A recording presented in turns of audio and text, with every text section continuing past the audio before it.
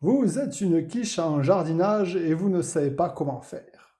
Vous faites partie d'une majorité de personnes qui n'ont pas la main verte. Tout ce que vous essayez de faire pousser meurt quelque temps après. Vous haïssez le compte Tom Pouce ou Tistou les pouces verts? Eh bien, bonne nouvelle, cette vidéo est pour vous pour enfin conjurer le sort.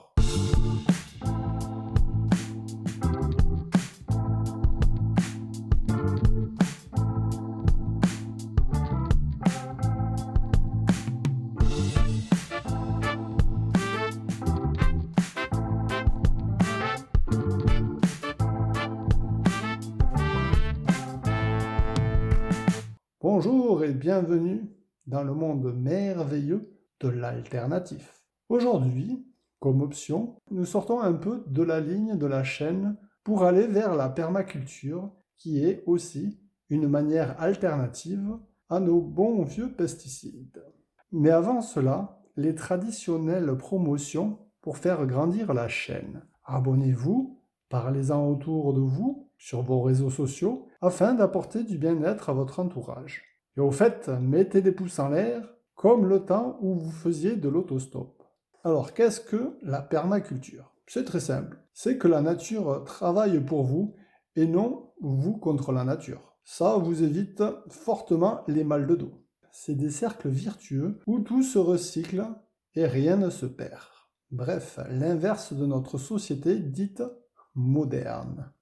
Donc, premier truc à faire, connaître le pH de votre terrain. En fonction de celui-ci, vous planterez vos plantes ou vos légumes qui le supportent. Vous pouvez jouer dessus avec des cendres de bois naturel à peaufiner chaque année afin de le faire baisser ou augmenter, de préférence en octobre ou au printemps. La composition du sol via la technique de la bouteille et du triangle. En fonction de la nature de votre sol, vous planterez donc vos plantes et légumes avec ce qui manque à votre sol et vous les arroserez par rapport à leurs besoins.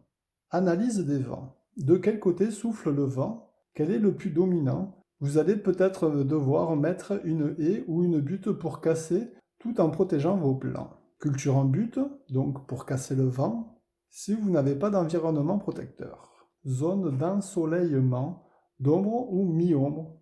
Vous allez planifier les espaces en fonction de leurs besoins en ensoleillement. Donc prévoyez une zone d'ensoleillement pour les légumes qui aiment le soleil, d'ombre pour l'ombre et ceux qui sont entre les deux. Je vous ai trouvé une application smartphone pour la direction du soleil en fonction de l'année.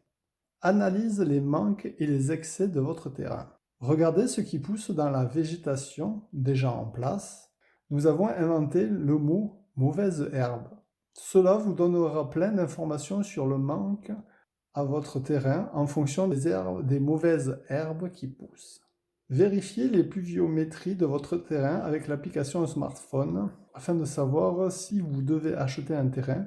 Il va falloir faire une optimisation de la place en faisant un certain design. Donc, organisez vos plantations en fonction de leur pousse par rapport à leur espace pour l'optimisation au maximum et de leurs besoins en luminosité. Faire des carrés de plantation et enterrer des vieilles branches d'arbres ou troncs profondément à 20 ou 30 cm afin que ça active la biodiversité lorsque ça se décomposera et absorbera l'eau lorsque vous arroserez. Faites des zones et changez les légumes chaque année pour éviter d'épuiser la terre. Style jachère, mais tout en continuant la plantation. Avec une fourche, faire des trous dans la terre et basculer un peu dans un sens afin de laisser respirer cette terre sans la remuer, ou la retourner ou la bêcher. En automne ou au printemps de préférence. Réussir ces semis. Ce qui est important, c'est que l'eau vienne par le dessous et non par le dessus. Sinon, la graine va trop profondément et ne poussera pas. 2 à 3 mm maximum. Comment réussir les semis? Il faut reproduire les cycles des saisons. Avec la technique du congélateur, vous pouvez mettre vos graines dedans pour stimuler l'hiver et après, une nuit ou deux, l'arroser en abondance par le bas pour simuler le printemps. Pour la première année, si vous avez du gazon et vous devez l'enlever, Mettre des pommes de terre, ça régule le pH du terrain pour la première année. Tout dépend si vous êtes un puriste ou pas.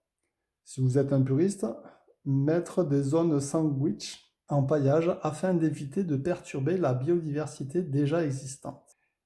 Si vous ne l'êtes pas, virez le gazon. Par contre, évitez d'enterrer le gazon car ça va créer des gros vers blancs et après ils vont dévorer tout ce que vous avez planté dessus.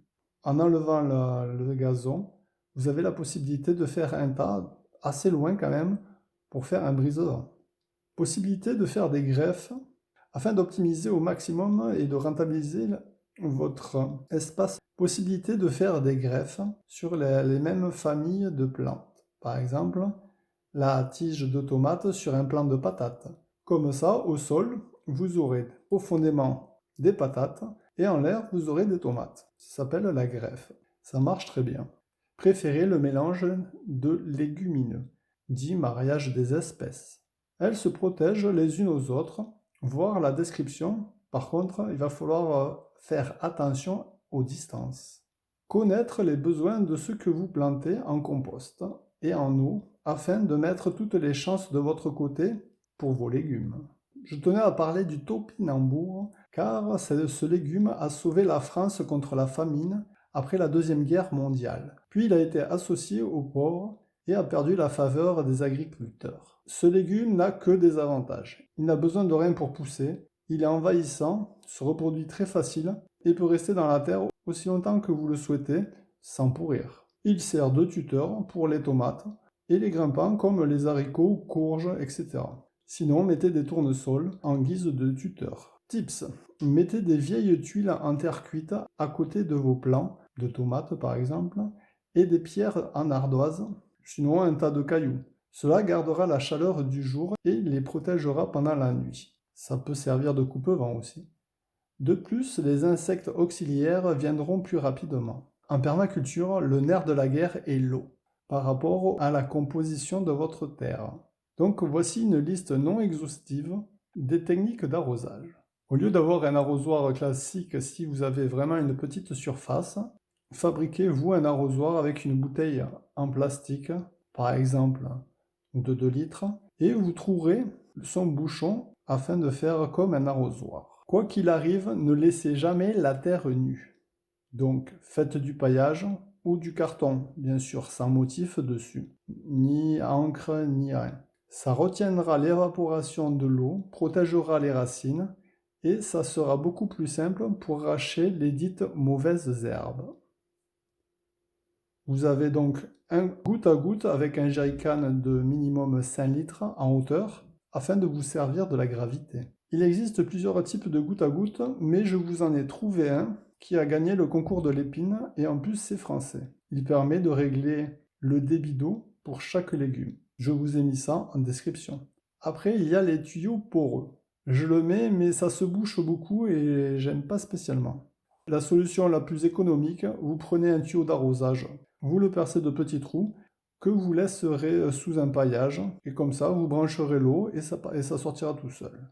Pour retenir l'eau aussi, vous pouvez mettre des billes d'argile lorsque vous plantez vos semis. L'argile est un absorbeur naturel. Après, il existe d'autres techniques d'absorbeurs d'humidité. Bon, les puristes vont me tuer, mais si vous n'en avez pas, de la colle à papier de pin fera l'affaire. Mais c'est dans le cas vraiment mode survie, car en faisant cela, vous allez un peu intoxiquer votre sol. Il l'utilise souvent dans les déserts. Donc à éviter cette technique, mais par contre je vous ai trouvé un absorbeur naturel, et en plus encore c'est français. La technique du pneu avec une cisaille sur un bord. Vous faites une fente, comme ça chaque matin, vous allez récupérer automatiquement la rosée qui viendra tomber directement sur vos plants par l'effet de la gravité. Dans le même style, vous pouvez mettre une bâche en plastique tendue sur une surface en l'air pour récupérer la rosée aussi. Avec la technique du pneu, vous avez la possibilité de cultiver des pommes de terre et en mettant un plant, puis une fois que les plants ont poussé, vous pouvez mettre un deuxième pneu tout en jouant sur la hauteur et ainsi de suite. Pour récupérer l'eau, vous pouvez faire un damier ou des terrasses lorsque vous avez un relief en dénivelé afin de ralentir l'eau pendant les pluies. Puis vous pouvez la récupérer avec un jerrycan ou une citerne enterrée, bien à l'abri du soleil, au niveau le plus bas. Les classiques, l'eau de pluie récupérée par les toits, qui va soit dans un puits, soit dans des tonneaux en cascade. Lorsqu'il y en a un qui est rempli, ça se déverse de l'autre, et ainsi de suite, et ainsi de suite. Ce qu'il faut comprendre, c'est que tout verre d'eau, eau pour nettoyer la salade, eau qui s'écoule de votre ballon d'eau chaude quand il est chaud, bref, toute eau que vous allez jeter dans l'évier est perdue, sauf si vous avez une station phytoépuration. Si vous n'en avez pas, faites le geste qui sauve et arrosez vos plantes avec. Tout se recycle, donc il va falloir faire du compostage. Soit le classique, c'est un savant mélange de tous vos déchets, d'azote, de carbone et d'humidité. Soit le lombricompostage. Évitez par contre les ails et les oignons, car les vers de terre n'aiment absolument pas. Soit des bactéries dans un seau clos. Idéal, un appartement sans odeur et très efficace. Vous allez avoir toujours des auxiliaires qui vont faire le boulot pour vous. Donc ils vont faire la chasse aux nuisibles, donc il va falloir prévoir un aménagement pour eux dans votre jardin, avec une zone vierge. Prévoyez un petit plan d'eau, style lac ou une énorme bassine pour les grenouilles, les poissons si vous avez un plan d'eau. Cela viendra compléter vos défenses contre les nuisibles. Faire des abris pour les chauves-souris, car la nuit, ils adorent les moustiques et autres insectes. Puis mettez des maisons pour les oiseaux pendant le jour. Cela complétera votre gamme d'aides auxiliaires. Élevage de mouches soldats noirs pour les poules afin de récolter leurs vers et nourrir vos poules avec. Je vous ai mis un lien en description. Les conseils à la volée. Alors les trucs à éviter, laisser une plante à côté d'un routeur, pas bien. Mettre votre potager sous une ligne à haute tension, pas bien. Vous avez planté vos légumes à côté d'une fourmilière, à éviter absolument.